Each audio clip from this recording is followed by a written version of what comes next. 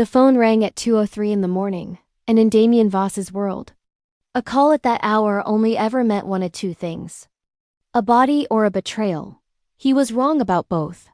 The voice on the other end wasn't a lieutenant reporting a hit gone sideways. It wasn't a rival family declaring war. It was soft, cracked, and trying so hard to sound composed that the effort itself was heartbreaking. "Mr. Voss," she said, "I'm sorry to call this late. I didn't know who else." She didn't finish the sentence. She didn't have to. 22 minutes later, the doors of Boston General's emergency room slid open, and the man half the city was terrified of walked in carrying a bouquet of white peonies wrapped in brown paper, still damp from a florist's cooler that shouldn't have been open at 2 a.m. Nobody in that waiting room could explain what they were looking at. A security guard near the entrance actually reached for his radio, because in 11 years of watching Boston's underworld move through his hospital's doors, he had never once seen a man like Damien Voss carrying anything softer than a folded overcoat. Men like him arrived with lawyers. They arrived with silence. They did not arrive with flowers still beaded with condensation, gripped so tightly in one hand that a single stem had already snapped. By the end of this story, you won't just understand why he was holding them. You'll understand exactly what kind of man spends 5 years building an empire designed to keep one specific person safe from it without ever telling her. That's what he was doing. To understand the flowers, you first have to understand the 5 years that came before them. Boston's financial district is full of buildings that look exactly like what they claim to be. Glass towers, marble lobbies, names etched into brass plaques that mean nothing to anyone who doesn't already know what they hide. One of those buildings, 7 stories of unremarkable granite on the edge of the harbor, housed a company called Ashford Consulting on paper. Ashford Consulting advised small businesses on tax structuring. In practice, it was the financial nervous system of the Voss organization. The place where money earned through channels that would never survive daylight was slowly, patiently taught how to breathe clean air again. Claire Bennett had no idea any of this existed when she walked through its doors for a first interview at 26 years old.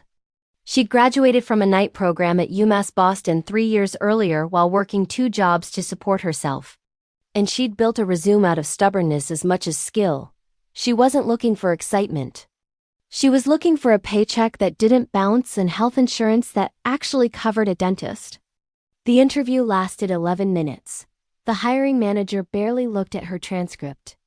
What he cared about was whether she could reconcile a set of intentionally sloppy books fast enough to prove she wasn't going to waste anyone's time. She finished in 6 minutes and found 2 errors nobody had asked her to find. She got the job. She had no idea she'd just been quietly tested by an organization that vetted its financial staff more carefully than most banks vet their board of directors. For the first 10 days, everything was exactly as boring as she'd hoped. Spreadsheets, client intake forms, a break room with a coffee machine that never worked properly. It was, by every visible measure, the most unremarkable job in the city on day 11. She found the number that didn't belong. It was buried 3 tabs deep in a workbook. Nobody was supposed to look at that. Closely, a routine reconciliation between 2 subsidiary accounts that should have matched to the penny and were instead off by just under $400,000. Most new hires would have assumed it was their own mistake and quietly moved on rather than risk looking incompetent in their second week. Claire did the opposite. She traced it backward, transaction by transaction, for 6 straight hours, skipping lunch, until she found exactly where the discrepancy had entered the system and exactly whose login credentials had touched it last. It belonged to the firm's senior accountant, a man named Walter Griggs who had worked there for 11 years and was, as far as anyone downstairs knew, simply the man who signed off on the quarterly filings. What Claire didn't know, what she couldn't have known, was that Walter Griggs wasn't just an accountant. He was the only person besides the owner himself who had full visibility into how the Voss organization moved its money. And he had spent 3 years quietly skimming from accounts he assumed no one would ever audit closely enough to notice. Claire printed the discrepancy. She didn't email it. She didn't mention it to a coworker. She walked it upstairs to an office she'd never been invited into, past an assistant who tried and failed to stop her. and placed the printout directly on the desk of a man she had never met. Damien Voss looked up from whatever he'd been reading, mildly irritated at the interruption, and found a 26-year-old junior accountant standing in front of him with her chin up and her hands perfectly steady. "Who let you in here?" he said. It wasn't really a question. "Nobody," Claire said. "I let myself in." "Your accountant has been stealing from you for 3 years. And I thought you'd rather hear about it from someone in the building than from a federal auditor." The room went very quiet. Damien's head of security, standing near the door, actually reached for his weapon out of pure reflex before Damien raised a single hand to stop him. Damien looked at the printout, then he looked at the number circled twice in red pen. Then, for the first time in longer than he could remember, he looked at someone who worked for him and felt something other than calculation. "You found this in 11 days, he said. "My last 3 security audits took a firm I paid $200,000 and found nothing. They were looking for outside theft," Claire said. "You had an inside problem, different math." Damien Voss did not smile easily. People who worked for him for a decade could count the times on one hand. He almost smiled then. "What's your name?" "Claire Bennett." "You just cost Walter Griggs everything he has left, Miss Bennett," Damien said. "I hope you understand what that means in a building like this one."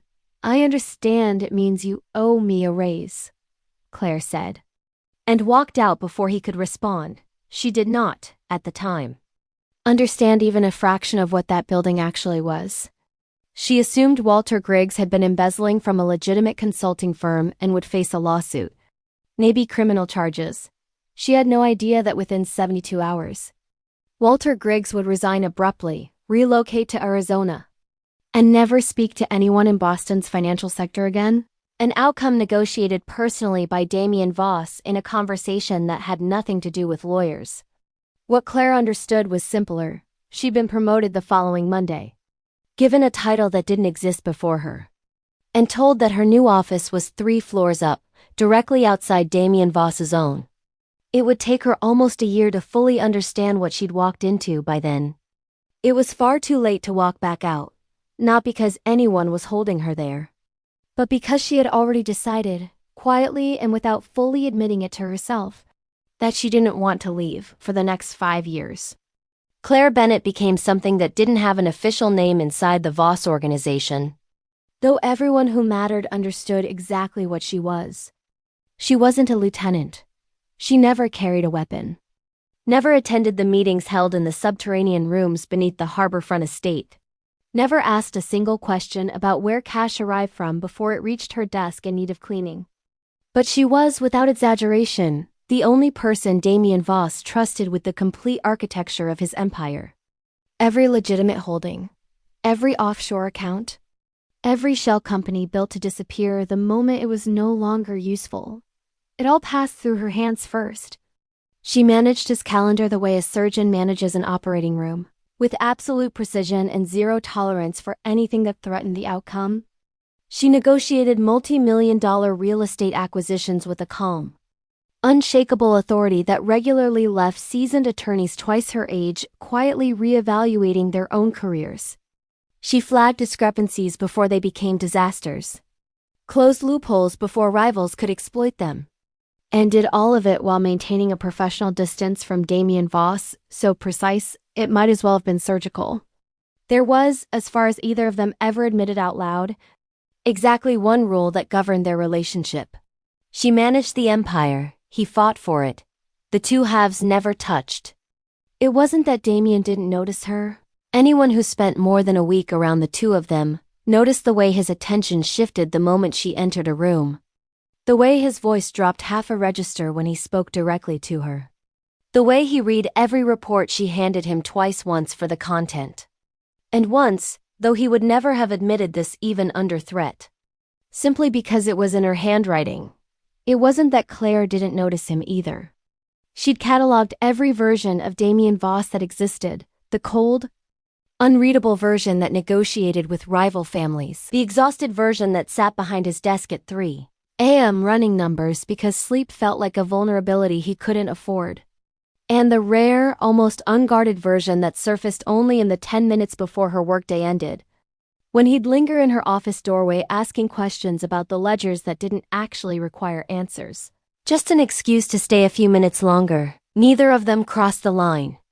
For 5 years, the wall held, brick by careful brick. Because both of them understood exactly what would happen to the other if it didn't. Damien Voss did not have relationships. He had liabilities and he had assets. And the moment Claire Bennett became the former instead of the latter in the eyes of his enemies, she would become a target in a world that had already proven, over and over, that it did not spare anyone standing too close to him. So they built the wall instead, and for 5 years, it worked. Until the night a black sedan ran her off the road 2 blocks from her own apartment. And every rule either of them had ever followed collapsed in the space of about 9 seconds. Claire had spent that evening exactly where she didn't want to be, a fundraising gala for a hospital wing the Voss Foundation had quietly financed. One of a dozen legitimate philanthropic fronts that kept Damien's public reputation as spotless as his private one was violent.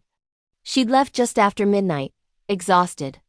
Her heels already off and tossed onto the passenger seat of her car. Replaying the evening's small talk in her head the way she always did after events like that. Cataloging every interaction for information, the way other people replayed embarrassing moments. She noticed the sedan behind her 3 blocks before it mattered. Black, no visible plate lighting, following at a distance too consistent to be a coincidence.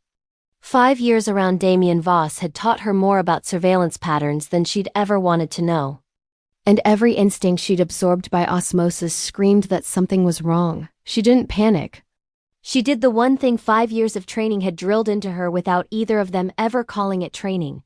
She memorized everything she could. The angle of the headlights.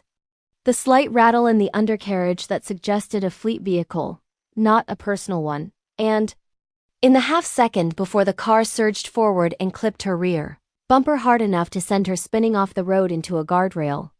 3 letters from a license plate she caught just before the impact.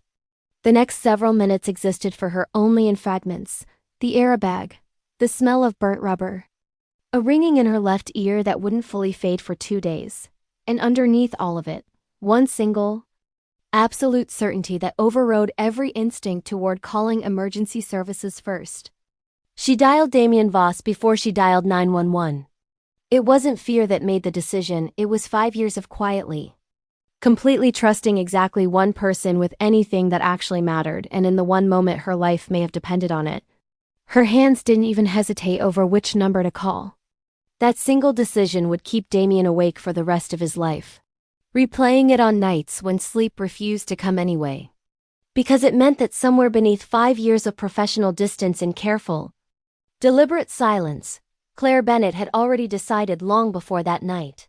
Long before either of them admitted anything that he was the person she trusted most in the world. He answered on the first ring. He always did. "Voss," he said, already reaching for his jacket out of pure instinct.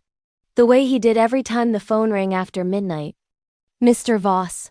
Her voice was thin, threaded with a tremor she was fighting hard to control. "I'm sorry to call this late. I didn't know who else. There was a car. It ran me off the road. I'm at Boston General." Don't move," Damien said. Already halfway to the elevator, his voice dropping into the flat. Lethal calm his men had learned to recognize as the most dangerous version of him. "I'm coming." He didn't call his security detail first. He didn't wake his enforcers in the space of about 4 seconds. Some part of Damien Voss's brain that had spent 15 years methodically calculating risk simply stopped calculating anything at all. He told his driver to take the fastest route, then countermanded himself 2 minutes later and told him to stop instead outside. A 24-hour flower shop he vaguely remembered passing 100 times without ever once considering walking into. He would spend weeks afterward trying to explain to himself why he'd done it, and never fully land on an answer that made logical sense. He only knew that somewhere in the 4-minute detour, some instinct older and less rational than strategy told him that whatever Claire Bennett needed when he walked through those hospital doors, it could not be a man who looked like he'd arrived for a war. The florist, half asleep behind the counter. looked at him the way most people did, with the particular wariness reserved for men whose faces occasionally appeared in newspapers, next to words like alleged and organized. Damien didn't explain himself. He pointed at the only flowers on the shelf that weren't already wilting, paid in cash without waiting for change, and was back in the car within 90 seconds. The waiting room at Boston General at 2 in the morning is its own particular kind of purgatory. Fluorescent light that makes everyone look slightly unwell. Vending machine coffee, the low murmur of a television bolted to the wall playing infomercials no one is watching. Damien walked through it without slowing down, past a nurse who opened her mouth to recite the family-only policy and closed it again the instant she saw his face. He found Claire in Bay 4, upright on the exam table, a butterfly bandage above her left eyebrow and her right arm, cradled against her ribs where the seatbelt had bruised her on impact. She looked shaken. She also looked unmistakably furious, the particular fury of someone who has just survived something and is already several steps ahead into planning what happens next. She looked up when the curtain moved, and whatever composure she'd been holding together for the police report cracked for exactly 1 second before the professional mask slid back into place. "Mr. Voss," she said. "You didn't have to come." He didn't answer that. He walked to the side of the exam table and, without fully deciding to do it, held out the peonies. Claire stared at them the way she might have stared at an equation that refused to balance. In 5 years, Damien Voss had given her raises, bonuses, a car when hers broke down, and once, memorably, a small fortune in emergency legal fees when a former Ashford Consulting employee tried to blackmail the firm. He had never given her flowers? He had never, as far as she could recall, given anyone flowers. "You brought me flowers," she said slowly. "I didn't know what else to bring," Damien admitted. According to the 3 men closest to him, men who had followed Damien Voss into rooms most people wouldn't walk out of, it was the first time in 11 years anyone had heard him say those 5 words out loud. Not, "I don't know the play." Not, "I don't have the numbers." Simply, nakedly, "I don't know." That sentence is where the story really begins. Because the man everyone in Boston believed incapable of hesitation had just admitted, under fluorescent hospital lighting at 2 in the morning, that he had no idea what to do, and the only reason was sitting 3 feet in front of him with a bandage above her eyebrow, still gripping her own elbow like she was holding herself together by hand. But the flowers weren't the strangest part of that night, not by a long way. The responding officer arrived 12 minutes later, notepad in hand, asking the routine questions every collision report requires. Make and model of the other vehicle? Whether she'd caught the plate? Claire hesitated. It was brief, less than 2 seconds, but Damien caught it the way he caught every hesitation, professional or personal. The same way he'd once caught a $400,000 discrepancy buried 3 tabs deep in a spreadsheet nobody thought anyone would check. "It was a black sedan," Claire said carefully. "I didn't get the plate. It happened too fast." It was a lie. Clean and deliberate, and Damien knew it instantly. Claire Bennett did not forget numbers. She cataloged license plates the way other people hummed songs they couldn't get out of their heads, an old habit from her first year at Ashford Consulting, when Damien himself had half-jokingly told her that a good accountant never lets a number pass by unregistered. If she said she hadn't seen the plate, it meant she had seen something, and had decided, in the disorienting chaos of the minutes after a car crash, that whatever it was could not be repeated in front of a police officer. Damien said nothing while the officer was in the room. He thanked him, signed the necessary forms, and waited until the curtain fell shut behind him before he turned back to Claire with an expression she'd only seen directed at other people, never. "In 5 years at her, what did you actually see, Claire?" She looked down at the peonies now resting across her lap, and for the first time since he'd known her, the steel in her voice cracked audibly. "The plate started with the same 3 letters as the fleet vehicles registered to Holloway Logistics," she said quietly. Damien went very, very still. To understand why that single sentence changed everything, you need to understand what Holloway Logistics actually was and why. Out of every shipping company registered in the state of Massachusetts, Its name was the last one either of them expected to hear that night. Holloway Logistics existed. On every public record anyone could search. As an unremarkable regional freight company operating out of a warehouse district south of the city, it moved furniture. It moved industrial equipment. It filed clean, boring tax returns every single year, the kind that never attract the attention of anyone looking for something more interesting. What almost no one knew, what only 4 people alive were supposed to know, was that 18 months earlier, Damien had quietly begun funneling several dormant accounts through Holloway as a clean pass-through, using its legitimate freight contracts as cover while money that needed to disappear on paper slowly re-emerged somewhere else. Fully legal, fully untraceable, it was by design. One of the most carefully insulated arrangements in his entire operation, precisely because almost nobody knew it existed. Claire was one of the 4 people who did. She managed the reconciliation herself, quarter after quarter. Because Damien trusted no one else with a structure that delicate. Which meant the car that had just run her off the road, using a vehicle registered to a fleet that officially didn't connect to organized crime in any database a rival family could access, hadn't been sent by an enemy testing his defenses from the outside. It had been sent by someone already standing on the inside.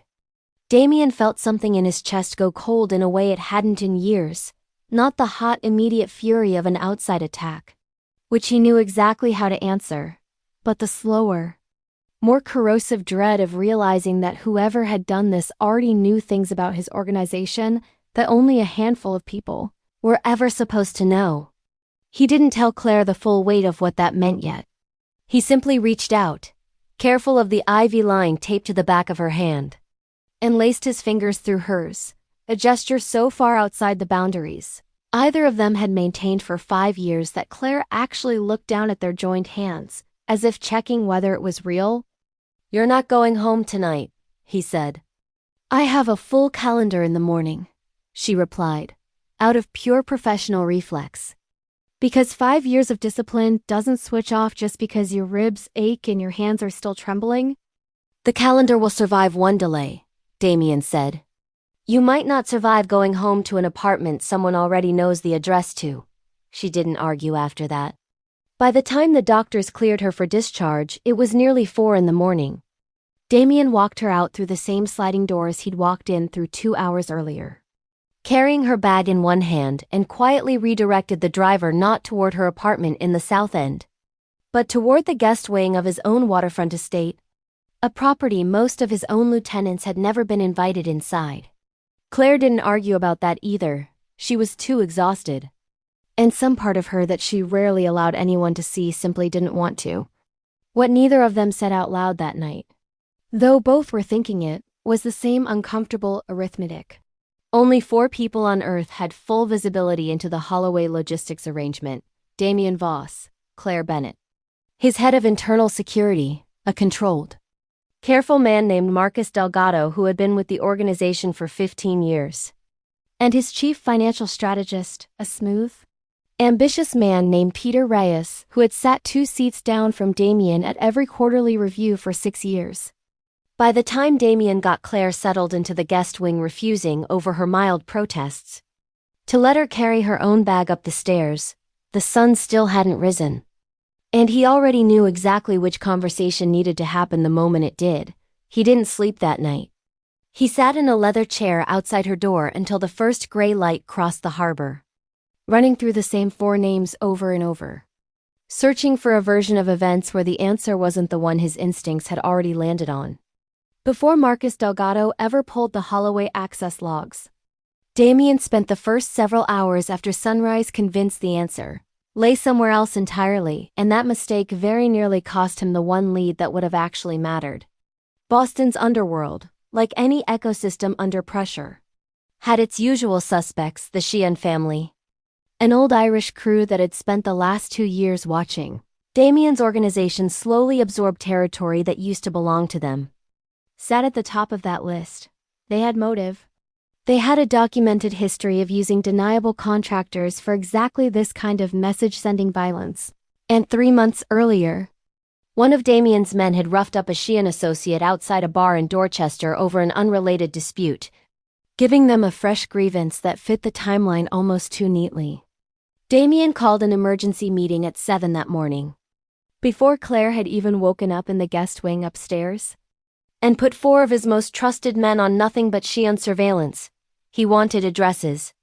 He wanted to know which Xi'an lieutenant had been unaccounted for the night before. He wanted, more than anything, a target he understood, because a rival family was a war he already knew how to fight. It took Carlos Jimenez, one of his younger and sharper lieutenants, less than 2 hours to bring back a problem, the Xi'ans.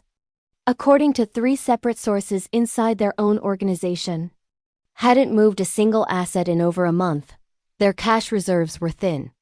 Their last legitimate shipping front had folded under pressure from Damien's own expansion.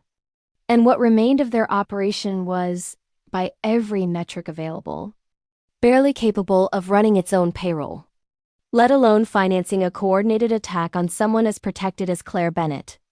They don't have the capital for something this clean, Carlos reported, standing at the edge of the kitchen counter while Damien paced behind it, his jaw tight enough to ache. A hit-and-run using a fleet vehicle registered under a shell nobody outside your inner circle knows about, isn't a message from a family that's struggling to make rent on a warehouse in Southie. It was Claire, walking down half an hour later with a fresh bandage above her eyebrow and a coffee she wasn't technically supposed to be drinking yet. Who put the pieces together before either of the 2 men in the kitchen fully had? "You're looking at this like a territory dispute," she said, easing herself onto a stool with visible effort. "It isn't one.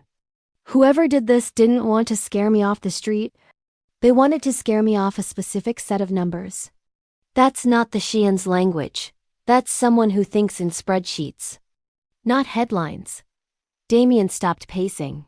It was, he would think later, the single moment the entire investigation actually turned not the access logs, not Marcus Delgado's 4 hours of forensic digging, but Claire Bennett, 3 hours removed from a car accident, correctly identifying the psychological signature of her own attacker before anyone else in the room had considered it.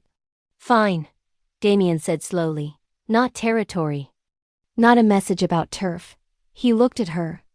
"What does it look like when it's about numbers?" "It looks like Holloway," Claire said quietly. And that was the moment Damien finally called Marcus Delgado off Xi'an surveillance entirely and redirected every resource he had toward the 4 names that actually mattered. By 10 the following morning, Marcus Delgado had pulled every internal access log tied to the Holloway account for the previous 6 months. It took him less than 4 hours to find what he was looking for. And when he laid the printout on the kitchen counter in front of Damien, his expression carried the particular grimness of a man who already knew how badly this conversation was about to go. Peter Reyes had been quietly skimming a small, carefully disguised percentage off every transaction that passed through Holloway for the better part of 8 months. Never enough at any single point to trigger an automatic flag, but consistent enough that, compounded over time, it added up to a number large enough to matter. And 3 weeks earlier, during a routine audit Claire herself had run without knowing whose account she was really examining, she'd flagged an inconsistency so small most people would have dismissed it as a rounding error. Reyes hadn't wanted her dead. That detail would matter more than almost anything else in the hours that followed. He'd wanted her scared enough to stop looking so closely at his numbers, rattled enough by a violent, deniable accident, that she'd quietly back off an audit she didn't even realize was pointed at him. He had badly, catastrophically misjudged both her and the man who had spent 5 years quietly building an empire, specifically shaped around protecting her. When Damien finally laid the full printout in front of Claire that afternoon, she read through it twice before saying a single word, her expression shifting from shock to something colder and more personal. "He used my own audit templates against me," she said finally. And there was something almost more offended in her voice about that detail than about the accident itself, as if the greater crime wasn't the intimidation, but the plagiarism. "He copied my formatting. Despite everything." Damien nearly laughed. It was, he would later admit, only to himself, the exact moment he understood he wasn't simply protective of Claire Bennett. He was in love with the precise Fearless way her mind worked even in the middle of the worst night of her life, and he had been for longer than he was willing to calculate. That night, unable to sleep, Claire found Damien exactly where she expected to, sitting alone in his study on the second floor, a single lamp burning. A folder of Holloway documents spread across the desk in front of him that he wasn't actually reading anymore. He'd been staring at the same page for 20 minutes. She didn't knock. 5 years of walking into that office unannounced had earned her that privilege long before either of them acknowledged what it meant. "You should be resting," Damien said. Without looking up.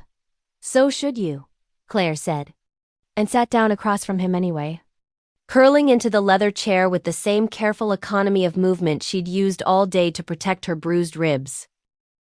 "You've been staring at that page since before I came down. What's actually bothering you?" Damien was quiet for a long moment. It wasn't a question he was used to being asked, and it took him longer than he expected to find an honest answer. "Reyes had access to the Holloway account," he said finally. "But he didn't have access to the specific audit schedule that told him you were 3 transactions away from finding him. That schedule existed in exactly 2 places. Your files and mine." Claire went very still. "You think someone else is involved, I think," Damien said slowly. "That somebody told Peter Reyes exactly when to panic. And I intend to find out who, once this is finished tonight. I don't want to think about it.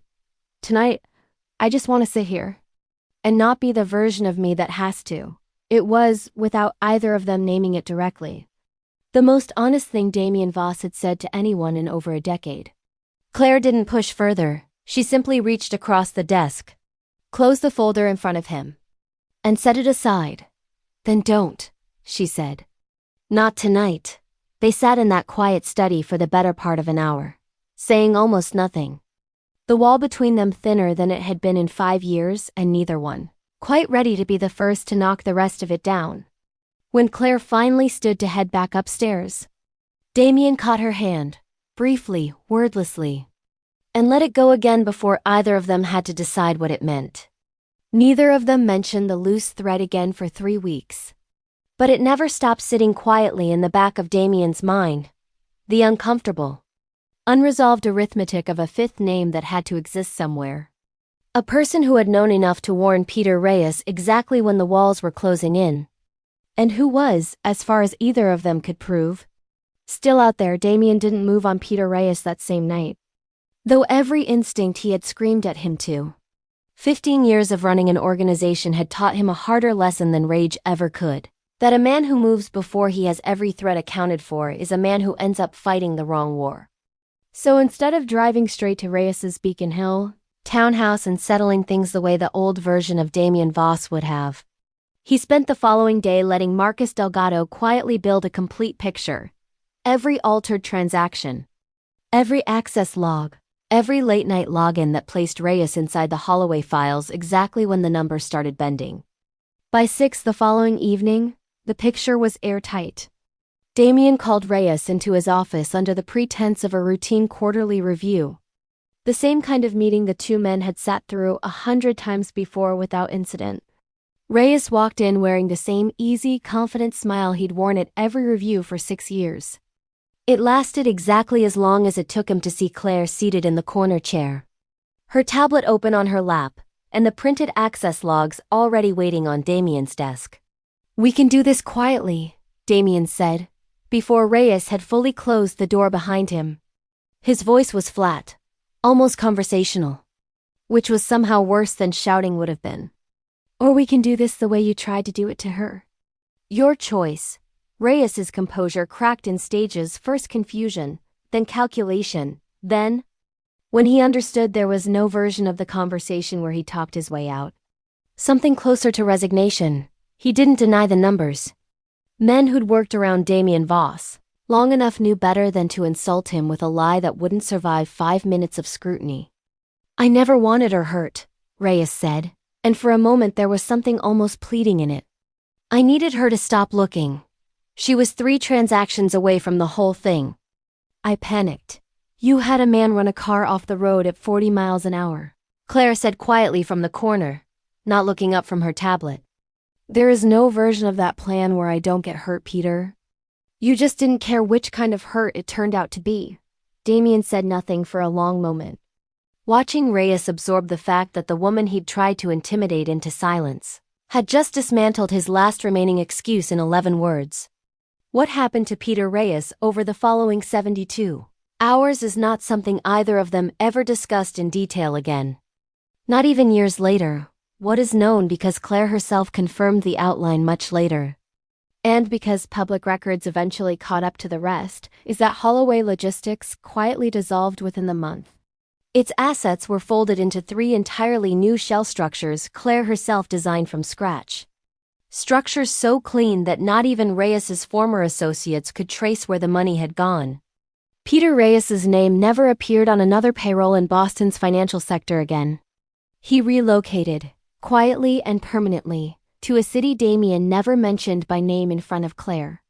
And the 2 men who escorted him there were never asked by anyone who valued their own safety what exactly the conversation on the way had covered. Damien didn't personally explain any of it to Claire. He didn't need to. 5 years of reading his silences had taught her exactly which questions to leave unasked. And this, both of them silently agreed, was one of them. What she did ask, 3 days later, sitting across from him at the kitchen counter of the waterfront house she still hadn't officially left, was a much smaller question with a much larger answer hiding inside it. "Why flowers?" she said.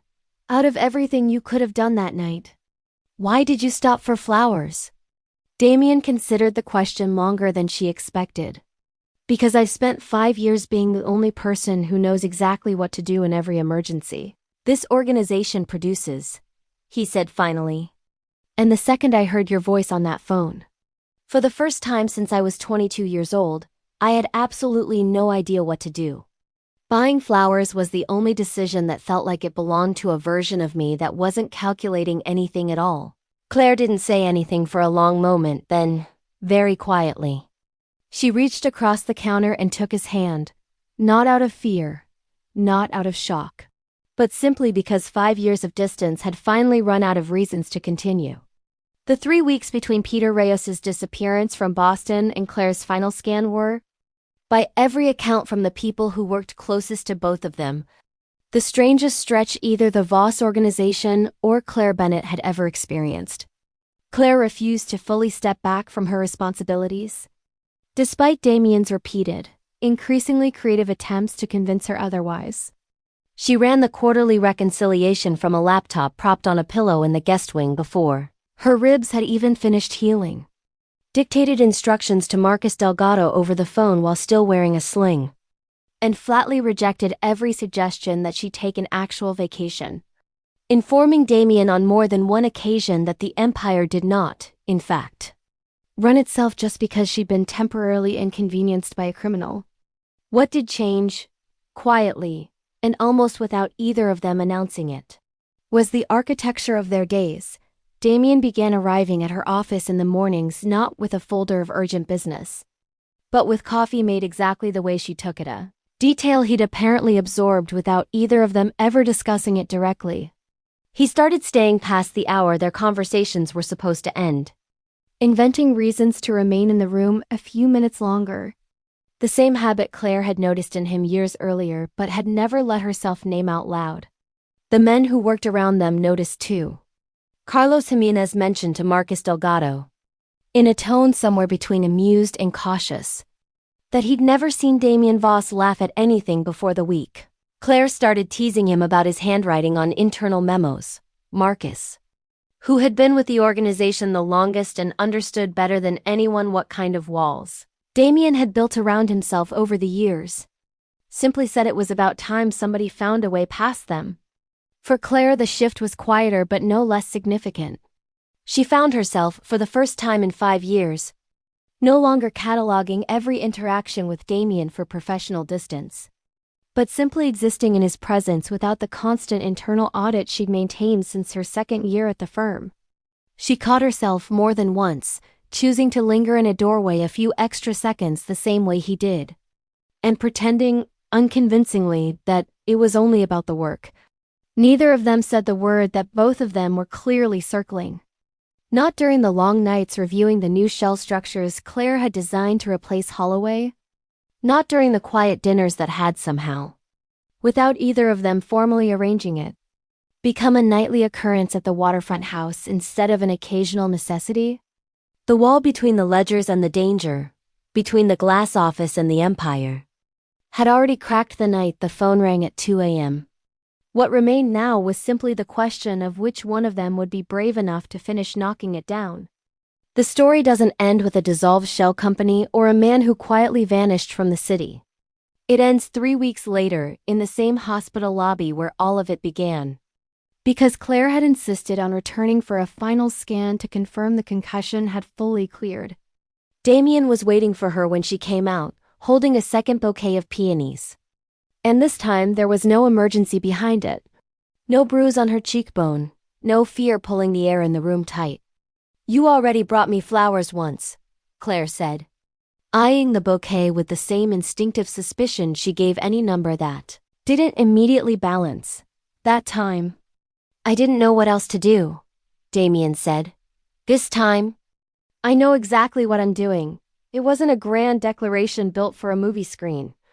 It wasn't the kind of moment scripted for maximum drama.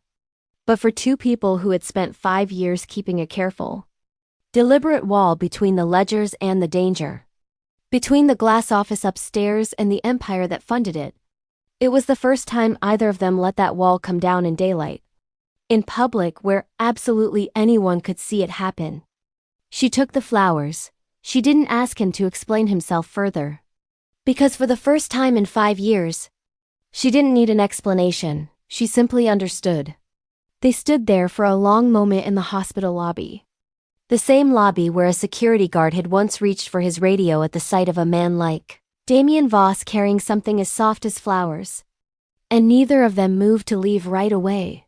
Claire finally broke the silence, glancing down at the bouquet and then back up at him with the same dry, unimpressed expression she gave every report that didn't quite meet her standards.